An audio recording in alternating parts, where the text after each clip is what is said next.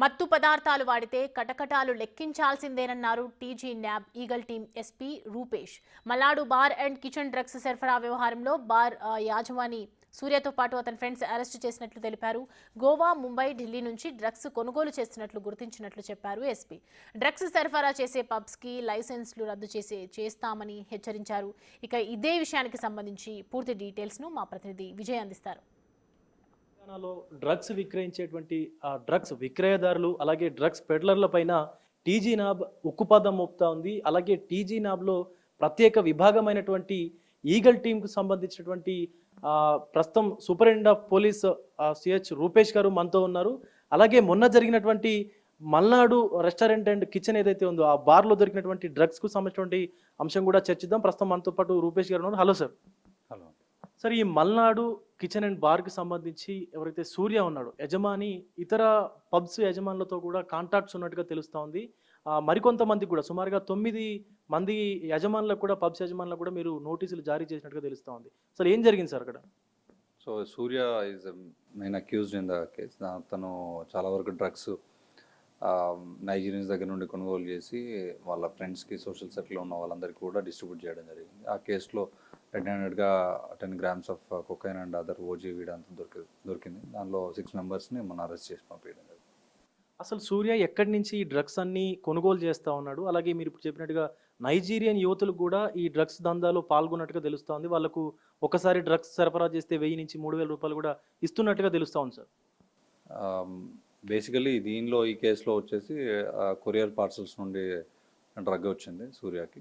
So ఇంతకుముందు కూడా private బస్సెస్తో కానివ్వండి, ఇండివిజువల్ పర్సన్స్ కానివ్వండి వచ్చి డెడ్ డ్రాప్ చేసి తనకి డ్రగ్ ఇచ్చి వెళ్ళేవారు.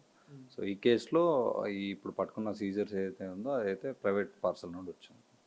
చాలా వరకు టీజీ న్యాబ్ అలాగే ఈగల్ టీమ్ స్పెషలైజ్డ్ ఫోకస్ తోటి చాలా పబ్స్ని కూడా కంట్రోల్ చేస్తాం, ఇలా డ్రగ్స్కు వాడకుండా కూడా.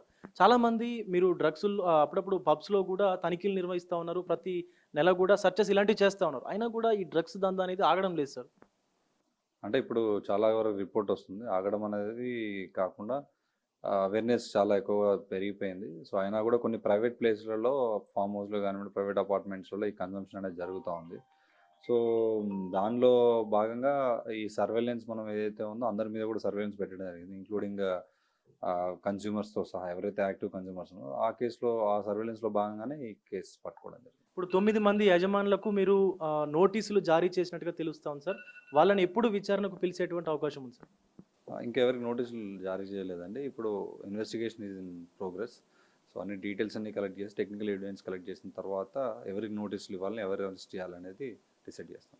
ఇప్పుడు పలు పబ్బులు అంటే స్పెషలైజ్డ్ రూమ్స్ని ఏర్పాటు చేసుకొని, కొన్ని సెలబ్రిటీ రూమ్స్ అని, కొన్ని విఐపీస్ రూమ్స్ అని, ఇట్లా వ్యాపారవేత్తల కోసం అని చెప్పి సపరేట్గా రూమ్స్ని ఏర్పాటు చేసుకొని ఈ డ్రగ్స్ దందా నిర్వహిస్తున్నట్టుగా తెలుస్తోంది సార్. అవునండి, దీనిలో VIP tables, VIP lounges, artist rooms, DJ operator వస్తే తన room and toilets and separate rooms ఏవైతే ఉన్నాయో ఇవన్నీ కూడా వాళ్ళు ఈ కొంతమందికి సెలెక్టెడ్ పీపుల్స్కి అలాట్ చేయడం జరిగింది. సో ఆ ప్లేసెస్లో డ్రగ్ కన్జంప్షన్ అనేది మా దృష్టికి వచ్చింది. దానిలో భాగంగానే వీళ్ళ మీద కూడా కేసు పెట్టడం జరిగింది. ఇప్పుడు మరొక 3 పబ్స్ యాజమాన్యులు కూడా ఈ యొక్క సూర్యతోటి కనెక్ట్ ఉన్నట్టుగా తెలుస్తోంది. ఆ 3 పబ్స్లలో కూడా సూర్య ఈ డ్రగ్స్ పార్టీ నిర్వహించినట్టుగా తెలుస్తోంది సార్. అంటే ఎవరెవరు తన యొక్క యజమానులు ఎవరెవరు అనేది ఏమైనా తెలుస్తుందా? అంటే ఈచ్ పబ్కి మేనేజ్మెంట్ అనేది ఉంటుంది, ఎవరు యాక్టివ్గా ఉన్నారో, ఎవరు అలౌ చేశారు అనే దాన్ని బట్టి వాళ్ళ మీద కేసు ఉంటుంది. సో దీనిలో సూర్య అండ్ వాళ్ళ ఫ్రెండ్స్ ఎవరైతే ఉన్నారో 10-15 మంది different places, not only pubs, farm హౌస్లో కానివ్వండి, వాళ్ళ ఇంటి దగ్గర కానివ్వండి, చాలా ప్లేసెస్లో కూడా కన్జ్యూమ్ చేశారు. అంటే తెలంగాణలో ఇక మీదట డ్రగ్స్ సరఫరా చేయాలన్నా, డ్రగ్స్ విక్రయించాలన్నా కూడా ఖచ్చితంగా పోలీసుల దృష్టికి అయితే వస్తూ ఉంటుంది. అలాగే ఈగల్ టీం, టీజీ న్యాబ్లో ప్రత్యేక విభాగమైనటువంటి ఈగల్ టీం దృష్టికి వస్తే మాత్రం వదిలిపెట్టే ప్రసక్తే లేదంటూ కూడా ఎస్పీ రూపేష్ చెప్తా ఉన్నారు. అయితే ఇక్కడ అంటే ఇటు మనం చూసుకున్నట్లయితే Malnadu restaurant bar and kitchen ఏదైతే ఉందో దాన్ని యాజమాని సూర్యతో పాటు ఇతర పబ్స్ యాజమానులతో కలిసి డ్రగ్స్ పార్టీ కూడా నిర్వహించినట్టుగా తెలుస్తోంది. దీనికి సంబంధించి ఇంకా పూర్తి వివరాలని కూడా పోలీసులు అలాగే ఈగల్ టీం సేకరిస్తూ ఉన్నారు. దీనికి అనంతరం ఎప్పుడైతే పూర్తి వివరాలు సేకరిస్తారో ఆ మిగతా యాజమాన్యానికి కూడా నోటీసులు సర్వ్ చేసి వాళ్ళని కూడా విచారణకు పిలిచేటువంటి అవకాశం అయితే కనిపిస్తూ ఉంది. కెమెరా పర్సన్ సురేష్తో విజయ్, బిగ్ టీవీ, హైదరాబాద్ నుండి.